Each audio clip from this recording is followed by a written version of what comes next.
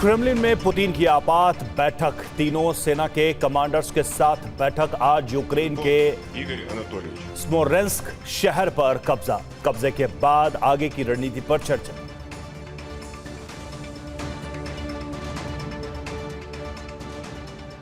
और यूक्रेन के ओडेसा में भीषण हमला हुआ। ब्लैक सी से रूसी नेवी का हमले में यूक्रेनी पोर्ट को नुकसान पहुंचा।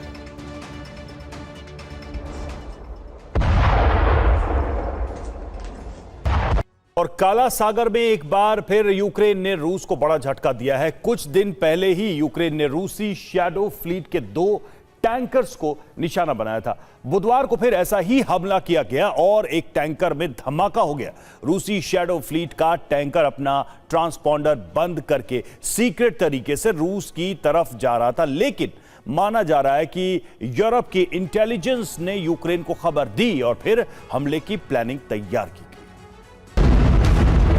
हर तरफ पानी और बीच में आग का गुबार। काला सागर की शांत लहरों में फिर एक धमाका हुआ। फिर आग की लपटें उठी और रूस से जुड़ा एक तेल टैंकर भस्म हो गया। बुधवार को जब यूक्रेन में रूस के ड्रोन धमाके हो रहे थे, जब यूक्रेन के मिसाइल और ड्रोन रूस की सीमा में कोहराम मचाने के लिए फायर किए गए थे,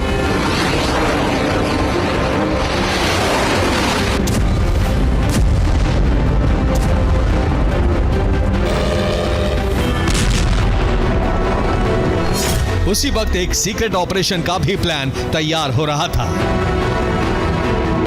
प्लान तैयार होते ही काला सागर में रवाना कर दिए गए बेबी सी ड्रोन।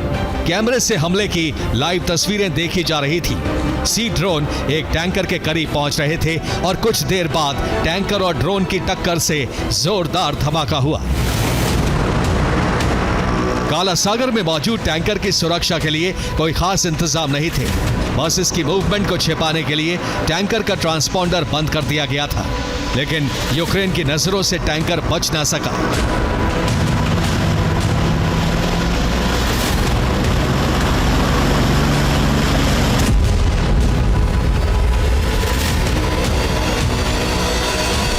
शैडो फ्लीट के टैंकर का नाम दशान है। टैंकर पर कॉमरोस देश का झंडा लगा था। टैंकर नोवरोसिस्क पोर्ट की तरफ जा रहा था। हमले के वक्त टैंकर फुल स्पीड पर चल रहा था।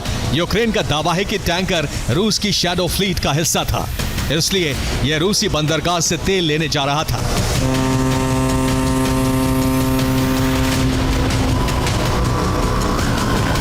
हमले में टैंकर को काफी नुकसान हुआ है। काला सागर में यह 15 दिनों के भीतर यूक्रेन का तीसरा हमला है। इससे पहले नवंबर में भी यूक्रेन ने रूसी शैडो फ्लीट के 2 टैंकर पर हमला किया था।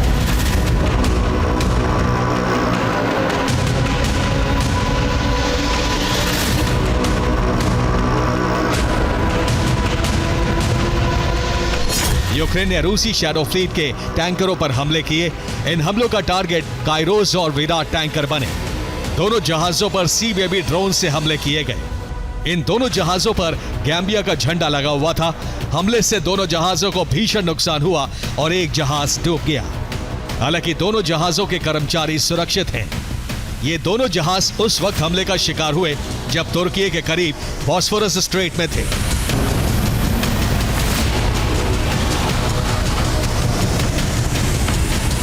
अब तक माना जा रहा था कि यूक्रेन रूस के तेल व्यापार को नुकसान पहुंचाने के लिए तेल टैंकर पर हमले कर रहा है, लेकिन अब इन हमलों की एक और वजह भी मानी जा रही है।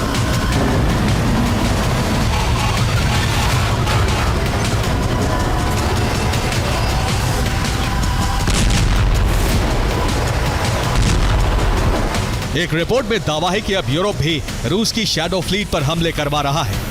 इसकी वजह जर्मनी की एक खुफिया रिपोर्ट है, जिसके मुताबिक यूरोप में अज्ञात ड्रोन के पीछे रूसी शैडो फ्लीट है। शैडो फ्लीट से यूरोप की तरफ ड्रोन भेजे जा रहे हैं। साल की शुरुआत से अब तक 1955 ड्रोन देखे गए हैं। अज्ञात ड्रोन यूरोप के शहरों और नेटो के ट्रेनिंग ग्राउंड के करीब देखे गए। और जर्मनी ने रूसी शैडो फ्लीट को लेकर कई जानकारियां जुटाई हैं, जिसके मुताबिक रूस का लाउगा नाम का शिप सीरिया के तारतूस के करीब मौजूद था। उस वक्त शिप के करीब 7 ड्रोन देखे गए थे। लाउगा नाम का शिप रूसी सेना के बेस के करीब रहा।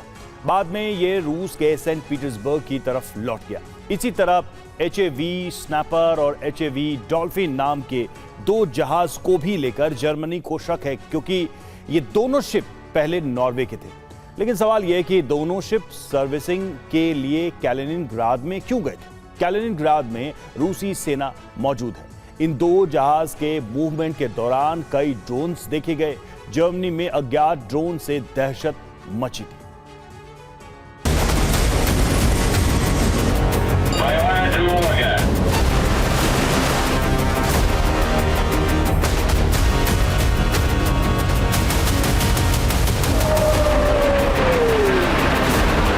काला सागर में अब लगातार नजर रखी जा रही है। यूरोपीय देश सबूतों की कमी के चलते डायरेक्ट हमले नहीं कर सकते, लेकिन यूक्रेन को हमला करने में मदद जरूर कर रहे हैं।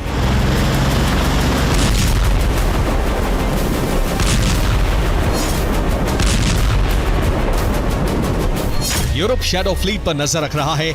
यूक्रेन को शिप के मूवमेंट की जानकारी दी जा रही है। यूक्रेन को टारगेट फिक्स करने में मदद मिल रही है।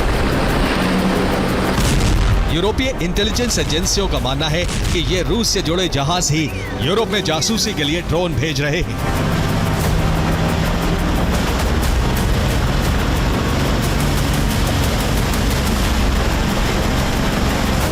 यूरोप की मदद से ही अब काला सागर में ट्रांसपॉन्डर बंद होने के बावजूद यूक्रेन को टैंकर्स की मूवमेंट की जानकारी मिल रही है।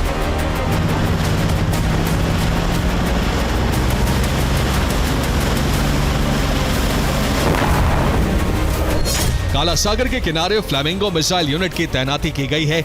मिसाइल यूनिट काला सागर पर लगातार नजर रख रही है। रूसी शैडो फ्लीट पर मिसाइल से हमला भी किया जा सकता है। काला सागर पर हमले के लिए यूरोप की इंटेलिजेंस एजेंसियां यूक्रेनी खुफिया विभाग से तालमेल कर रही हैं। यूक्रेनी खुफिया एजेंसी हमलों में कामयाब हुई है। यूक्रेन की खुफिया एजेंसी GUR को हमलों की जिम्मेदारी मिली है। यूरोप के कई देशों ने सैटेलाइट से इंटेलिजेंस जुटाना शुरू कर दिया है। यूक्रेनी खुफिया एजेंसी ने एक USV टीम तैयार की है। USV टीम को काला सागर में शैडो फ्लीट पर हमले का टारगेट दिया गया है और UAV टीम को रूस के नोवरोसिस्क पोर्ट पर हमले का टारगेट दिया गया है। एक रिपोर्ट में दावा है कि लंदन में ज़ेलेंस्की, मैक्रो और मर्स के साथ मुलाकात के दौरान भी स्टारमर ने इस अभियान को और तेज करने पर चर्चा की है। ब्रिटेन ने इसके लिए यूक्रेन को नए मरीन ड्रोन देने का वादा भी किया है। फिलहाल यूरोप और ब्रिटेन की रणनीति है कि काला सागर का रूट पूरी तरह से बंद किया जाए, ताकि रूस के तेल कारोबार पर व्यापक असर पड़े और रूस को बड़ा नुकसान उठाना पड़े। Bureau report, TV9, Bharatvarsh.